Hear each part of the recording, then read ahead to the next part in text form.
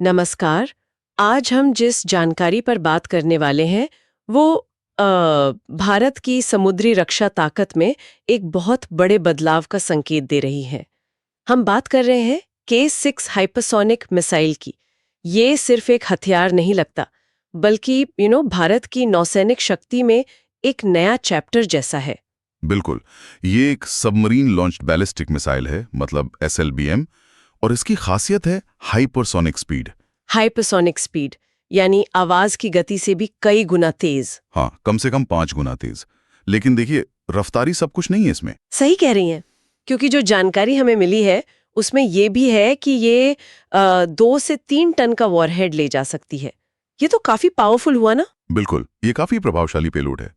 और इससे भी ज्यादा जो दिलचस्प बात है वो है इसकी टेक्नोलॉजी। हाँ, वही MIRV तकनीक की बात हो रही है इसमें। एग्जैक्टली। MIRV यानी multiple independently targetable re entry vehicle. अच्छा। मतलब आसान शब्दों में, एक मिसाइल लॉन्च होगी पर वो ऊपर जाकर कई हिस्सों में बढ़ जाएगी। और हर हिस्सा अलग निशाने पर। हाँ, हर हिस्सा अपने तयशुदा निशाने पे जाएगा, इंडिपेंडेंटली। बाप रे, एक तीर से कई निशाने वाली बात हो गई। ये तो दुश्मन के मिसाइल डिफेंस के लिए बहुत बहुत मुश्किल खड़ी कर देगी। बिल्कुल, ये उसे ओवरवेल्म कर सकती है। उनके लिए ट्रैक करना और इंटरसेप्ट करना कहीं ज्यादा मुश्किल हो जाएगा। तो हाँ, ये एक बड़ी चुनौती है। तो फिर भारत की जो ओवरऑल डिफेंस स्ट्रैटेजी है, उसके लिहाज से इसके क्या मायने निकलते हैं? देखिए, K6 जो है वो भारत के परमाणु त्रय को, मतलब जमीन, हवा और पानी से परमाणु हमला करने की जो क्षमता है उसे मजबूती देगा। खासतौर पर समुद्री आयाम को। सोचिए, एक पनडुब्बी जो छुपी रह सकती है वो हाइपरसोनिक मिसाइल लॉन्च कर सके जो मल्टीपल वॉरहेड्स ले जा रही हों। तो ये भारत की सेकेंड स्ट्राइक कैपेबिलिटी को और पुख्ता करती है। निश्चित रूप से सेकेंड स्ट्राइक मतलब अगर दुश्मन पहला वार कर भी दे तो भी भारत पूरी ताकत से जवाबी परमाणु हमला कर सकता है। ये हमारे नो फर्स्ट यूज पॉलिसी का एक तरह का आधार है। बिल्कुल। तो ये क्षमता हासिल करने के बाद भारत दुनिया में कहाँ खड़ा होगा? मतलब कौन से देश हैं जिनके पास ऐसी टेक्नोलॉजी है? ये एक बहुत एलीट क्लब है, सच कहूं तो। इस तरह की एडवांस्ड हाइपरसोनिक SLBM तकनीक अभी कुछ ही देशों के पास है। जैसे कि अमेरिका, रूस, चीन और शायद फ्रांस और UK के पास भी इससे मिलते जुलती क्षमताएं हैं।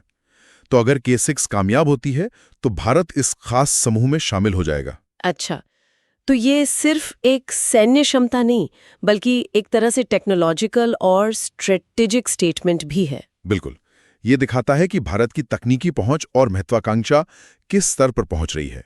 भविष्य के बारे में क्या कहा गया है? मतलब इसके टेस्ट वगैरह कब तक हो सकते हैं? हाँ, जानकारी तो यही इशारा करती है कि इसके ट्रायल्स नज़दीकी भविष्य में ही अपेक्षित हैं, जल्द ही शुरू हो सकते हैं। और निष्कर्ष यही है कि K6 भारत की डिफेंस तैयारियों के लिए एक गेम चेंजर, मतलब पासा पलटने वाली साबित हो सकती है। तो नौसेना की ताकत में बड़ा इजाफा होगा। बिल्कुल।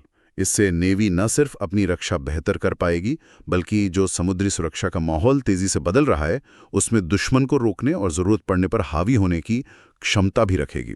तो कुल मिलाकर देखें, K6 सिर्फ एक मिसाइल नहीं है, ये भारत की तकनीकी शक्ति और रणनीतिक सोच का एक शक्तिशाली प्रतीक है। निश्चित रूप से ये भारत की समुद्री निवारक क्षमता को एक नए लेवल पर ले जा सकता है। सही।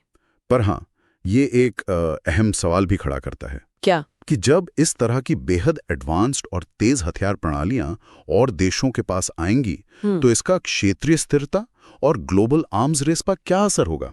हाँ, ये सोचने वाली बात है। ये एक ऐसा पहलू है जिस पर आगे भी हमें नजर रखनी होगी और विचार करना होगा।